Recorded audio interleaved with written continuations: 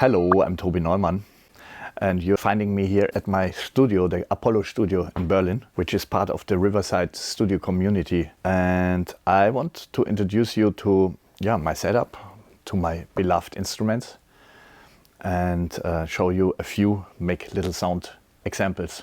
Tell you why I like them so much and why it has to be that many. We start with the DX7.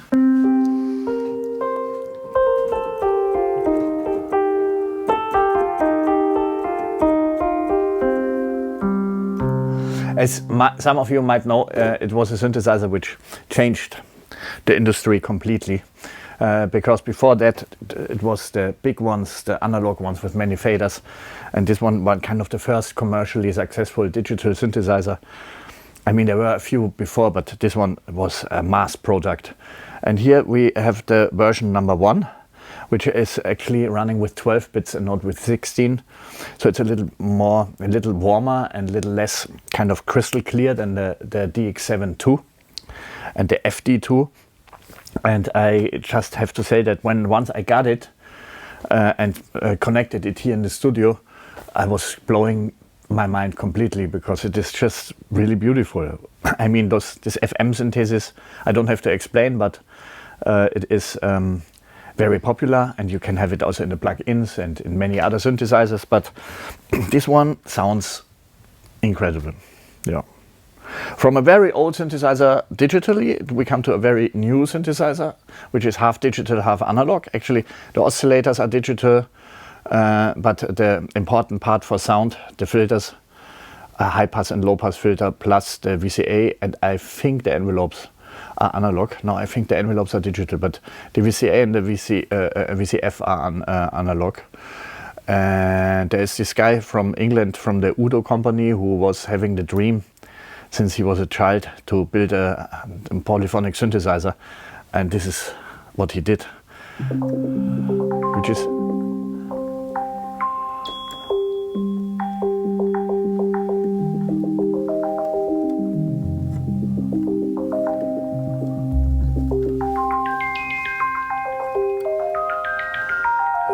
just a lovely instrument.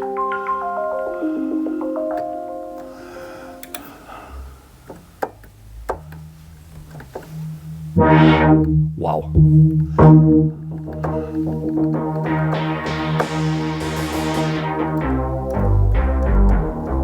It's the first synthesizer where somebody really had the idea to create an oscillator which is not mono but which is stereo. Now for the modular there's also stereo oscillators coming, so it's starting to get more and more popular.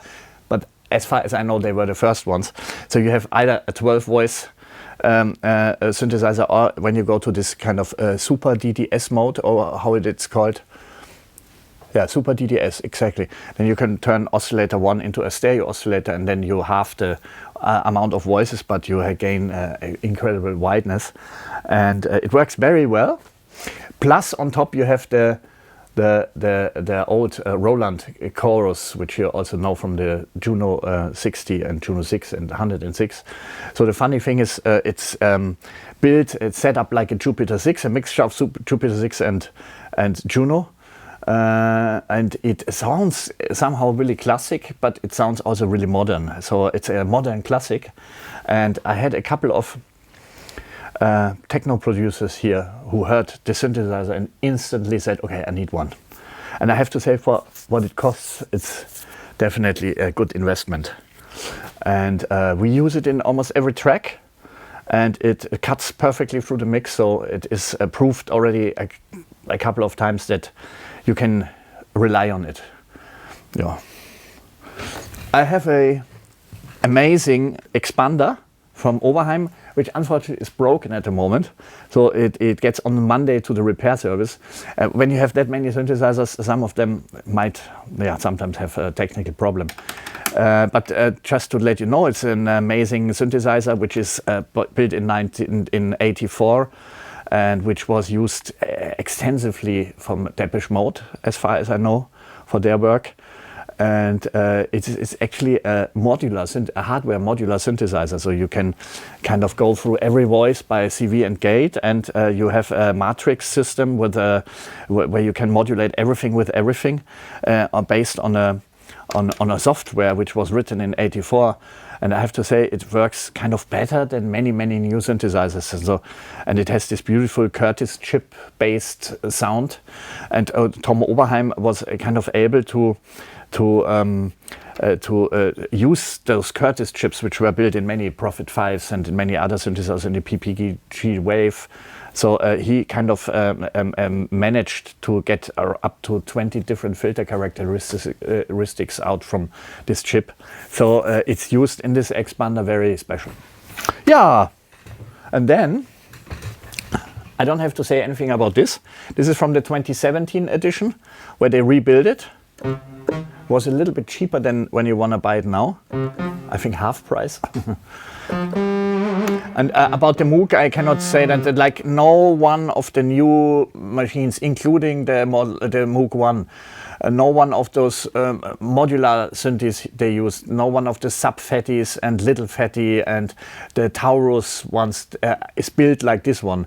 This one is built on completely based on the discrete circuitry like the old ones from the 70s, and you can hear that. I have to say that I had the Voyager and I had the sub-fatty and tried always to use it for bass.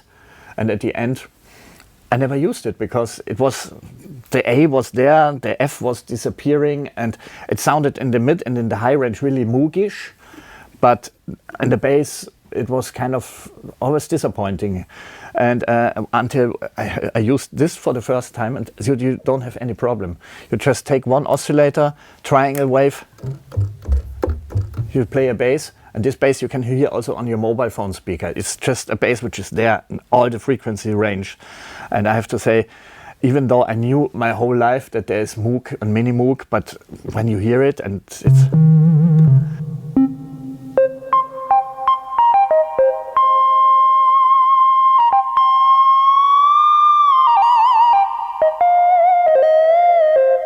and how beautiful it sounds. Just when you use only one oscillator.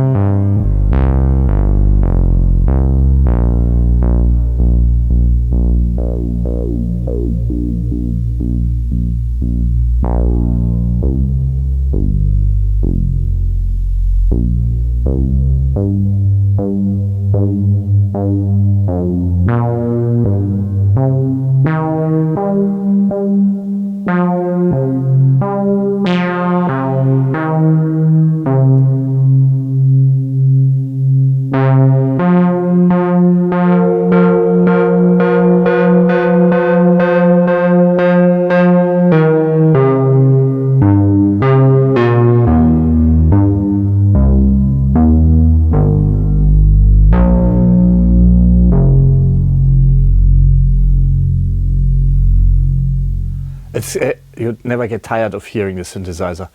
And the nice thing is that they added only this much more modern Fatah MIDI keyboard to the sound part, which is exactly like the ones in the 70s. So you have velocity and aftertouch and notes out as CV source, and then can route it back. So what I did now, for instance, I routed the velocity to the filter. I have it here on a...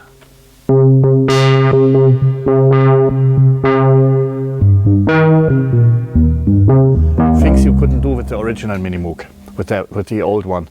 And they added one LFO, which extends the possibilities, because in the past you had to sacrifice one of those 3 oscillators for making an LFO. Yeah, this is the Minimoog. I'm very glad to own one. And let's go to the synthesizer, which was kind of more or less following me my whole life. Because there was this, or there's this amazing film musician from the 80s, 90s and 2000s. His name is Eberhard Schöner from Munich. He also worked with Police, and he did incredible sound film scores and concerts. And he had this studio in Miesbach in Bavaria at Stadelberg. And I was I'm a friend of his son, Lukas. And in 1984, when I was a little boy, we were already able to enter this studio and start to jam around with the Fairlight and with the Jupiter 8.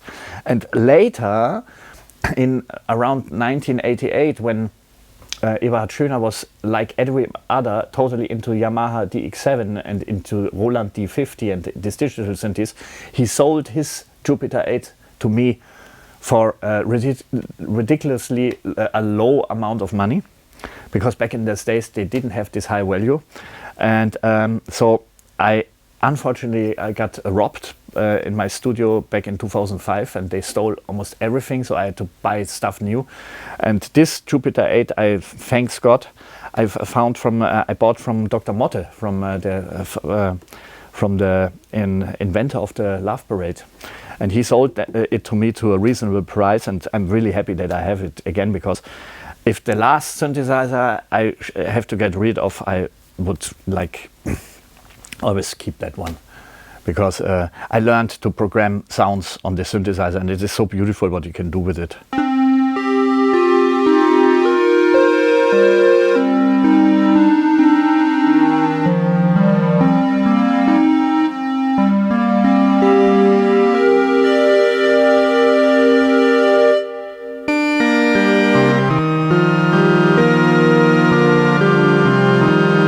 I mean, Jupiter 8 sounds are not are pretty well known.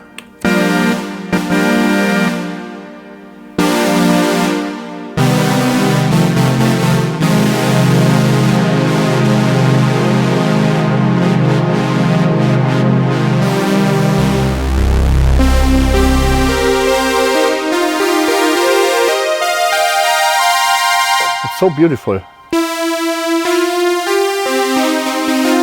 And we use it quite a lot, I have to say. Also, there is an arpeggiator, and you can synchronize the arpeggiator with external trigger signals. And I use in general for my setup here, I will explain later, the 909 as a kind of main clock generator. The trigger output from the 909 is connected to the rim shot, so when you program all the 16 steps of the rim shot, you can use the shuffle of the 909 to control everything which is analog here. And so I also use a lot the external arpeggiator function. I mean, you can also use it.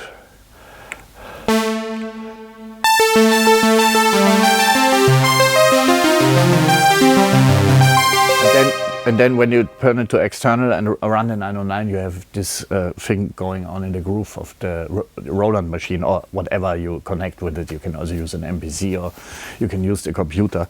But it's really fun to use also the arpeggiator function on that.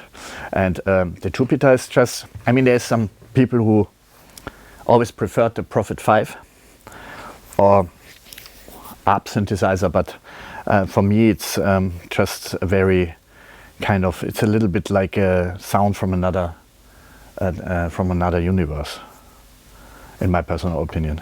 Yeah. So let's go from here to this little boy here. Okay. I am in touch with Frank Wiedemann, who is kind of triple crazy collector than me, and an amazing musician and a lovely person.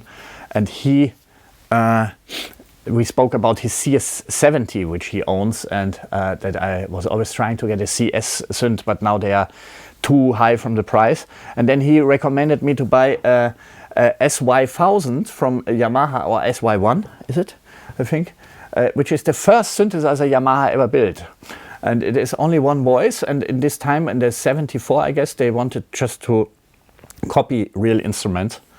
So you see all those kind of presets.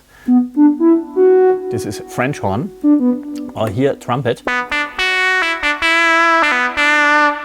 But it's having a aftertouch. So you can really control. And then it has this, for instance, flute. When you take the wah-wah away. You can control, you can select the volume, the vibrator depth, and the filter on the aftertouch. So Yamaha already kind of started to build something which later they tried to also fulfill in the CS80, the legendary CS80, which has a polyphonic aftertouch, which after this synthesizer for 40 years no synthesizer had anymore, for no reason actually. And so in the CS80 there are the genes of this beautiful monophonic synthesizer, and I'm actually really happy that I bought it. It's also kind of still, you find it for a very reasonable price. And I have to say, it sounds just amazing. So it's very easy to use it in a mix. Yeah. Here we have a synthesizer which I don't really have to introduce. This is a SH-101. Oft kopiert, nie erreicht. Often copied, never really reached.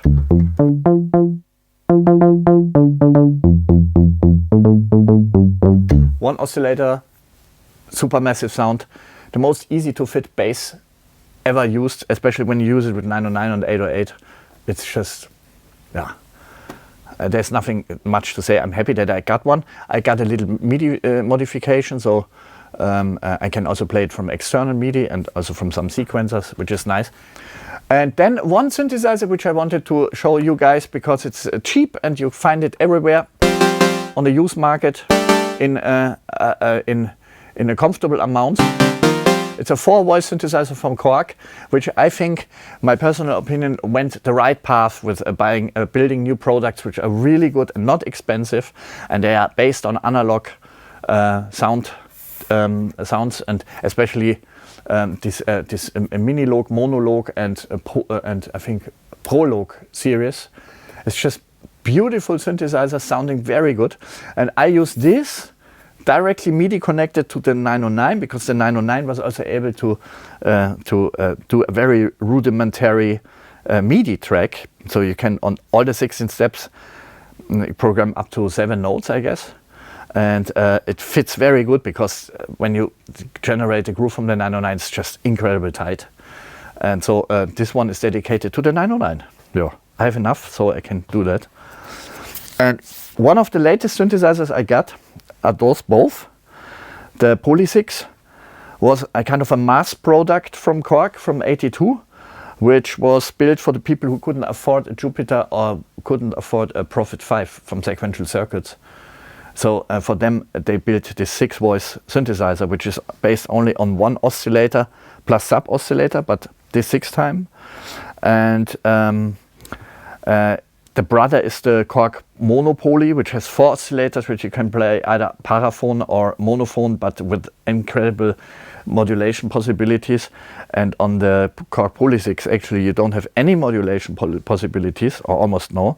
But you have this SMM or SSM chips, which just make him sounding so beautiful. And when we heard it here in the studio for the first time, we suddenly understood, the Boards of Canada, that has to be one of the main instruments of them. And the company Tubotech from Berlin have a couple of MIDI and polyphone upgrades and stuff, and so they are all built in here. It's this, so you can also spread one voice. Where is it? Here. Go to unisono modus here in this one and then spread the voices.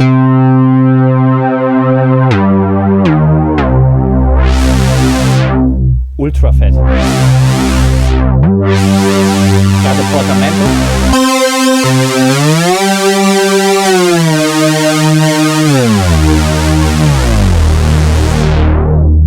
Yeah. So next synthesizer, which is the latest one I got, and hopefully the last one. It is a Roland SH-2 from '76, I guess. I was once in Niels Fram's studio, which was one of the nicest days I spent in my life. When this amazing musician and charming nerd who has a large studio here at the Berlin Funkhaus, and a huge collection of instruments, synthesizers, pianos, of course. And he owns a lot of Roland tape delays because he used them for the performance. He has several Juno 60s. And he said, on a side sentence, he said, yeah, for me, the best bass synthesizer is the SH-2. So when I was in his studio, I think it's around 4 years ago, since this time I was always thinking about what he said, and finally found one last year. from the guys from Analogia in Poland who are dealing with old machines for a kind of reasonable price. And yeah, and it's just lovely. What can I say? Sounds very different to the SH-101.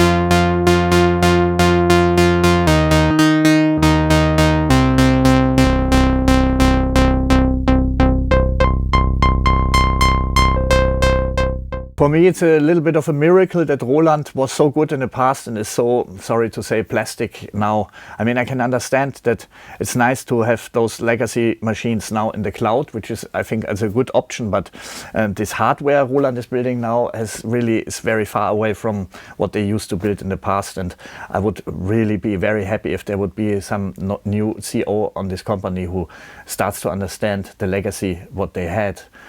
Because what you get now is plastic. I cannot say it differently. I really don't like it. And also the guys who are repairing my synthesizer said it is so amazing to repair old synthesizers or old machines from Roland. I mean, they made reverb units, they made the tape delays, they made so many stuff. And it is like you still find all the service manuals, you still find the parts. So it's just beautiful what they built. It has the totally sustainability. And today you get a piece of plastic. 808, which looks like, I don't know, a toy. I cannot understand. I know that the TR8 and the TR8S are really good machines for playing live, but it's all a chip, a little digital chip which emulates the analog sound. And so when you hear a groove on the 808 or on the 909, you can hear that for 4 hours.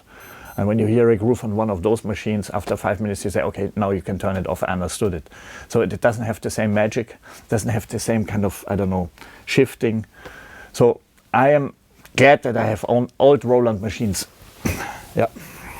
Okay, there's one synthesizer I want to speak about because it was one which I'm using since the middle of the 90s, since it came out. I think it came out in 97. It's from this great German company called Waldorf, which also produced my first ever synthesizer, the Microwave, which is a wavetable synthesizer. But I want to introduce you to the Waldorf Pulse, which is this one, which is a monophonic synthesizer with 3 oscillators built like a Moog, like a Minimoog. And I have to say it sounds beautiful, and you get it used for around 200 or 300 euros. And Waldorf is now existing again, this company, and they built a new one, which we compared and doesn't really come close to the old one in our ears.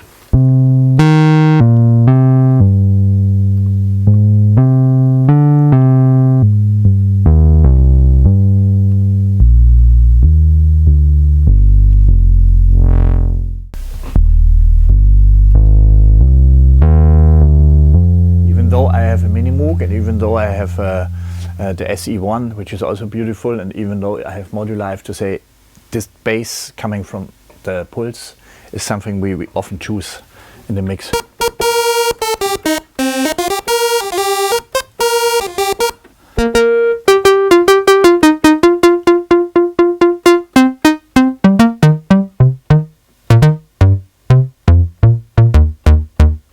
Very nice synthesizer. And also for Logic, there is a surface where you can control every. Actually, I can show it. Here I have a Waldorf Pulse surface, which is coming from the late 90s when Logic was still only for MIDI. And there was in one of these old magazines, I think Keys, they had this surface saved on a CD-ROM, and I installed that. So now I can. I think it should. Yeah, exactly. So you can control it here.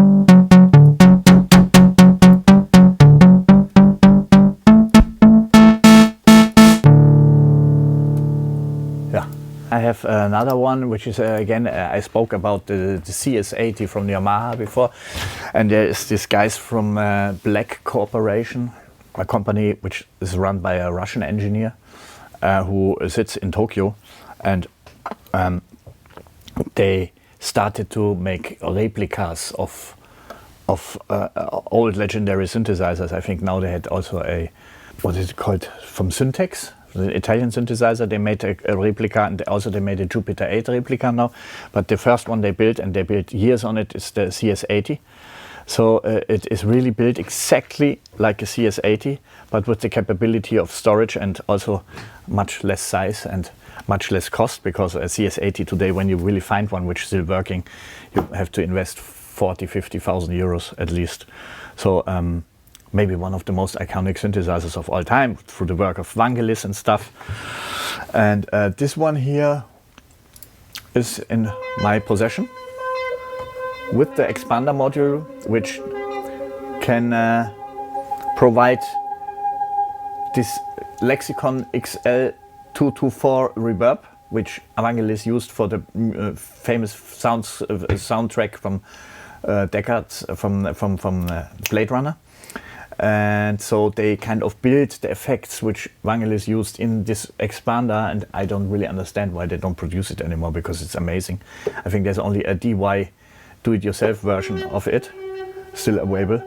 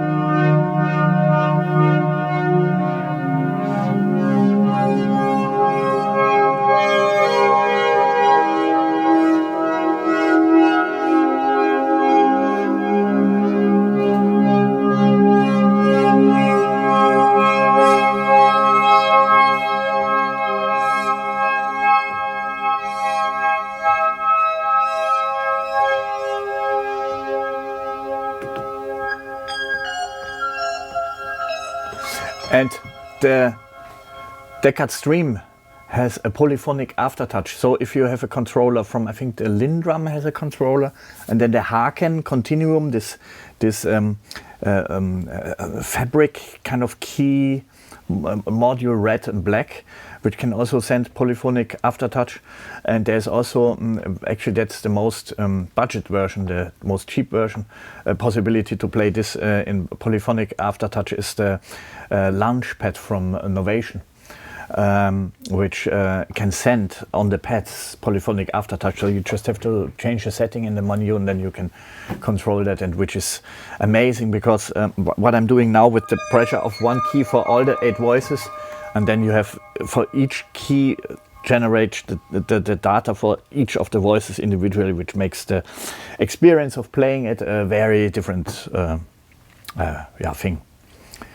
And because I was mentioning Novation, I wanna tell the last synthesizer I wanna speak about before we finish this here is the Novation Summit. I think it is around a synthesizer for less than 2 grand with 16 voices. So it contains 2 completely Novation Peak, which was a synthesizer that brought out 2 or 3 years before that.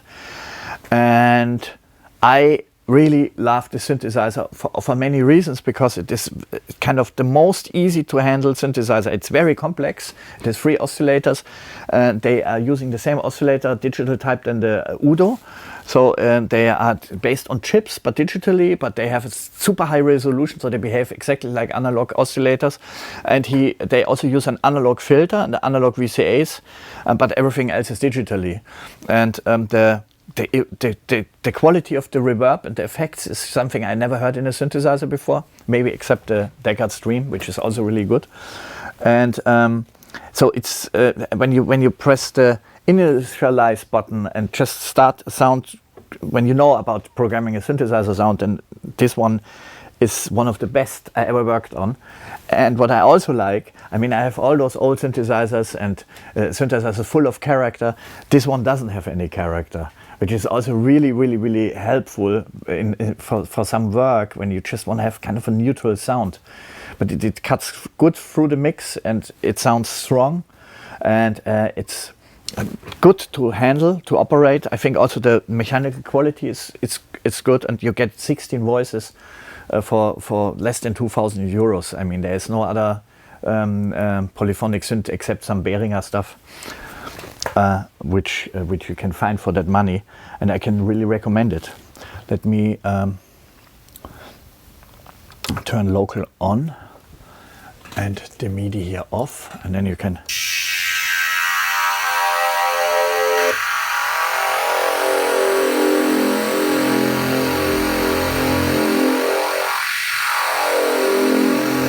Has amazing high pass filter also, and yeah, so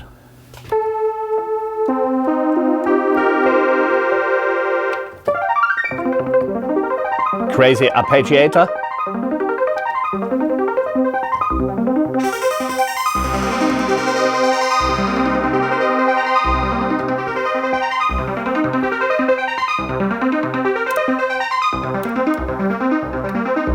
An amazing reverb.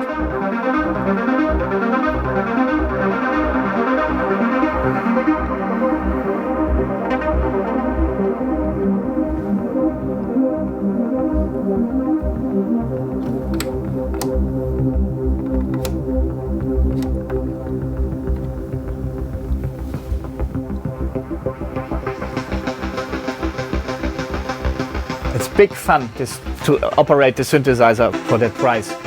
And actually, even if it would cost a double, I would probably possess it, because it's just very good.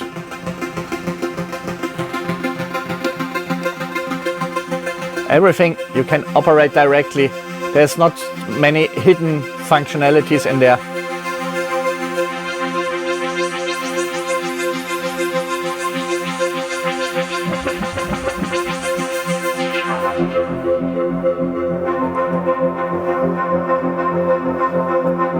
It has a very nice chorus.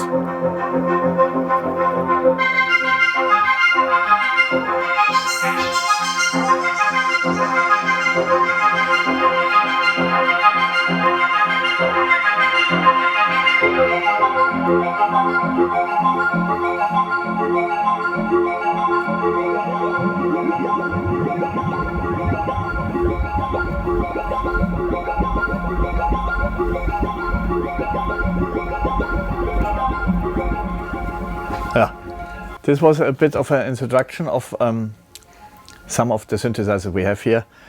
I have also an amazing old sampler from EMU, which we use a lot. And there's a few more, but yeah, that was it for now. If you have any questions, I will also go to the comment section, answer some of your questions. So please don't hesitate to ask if you want to know anything, okay?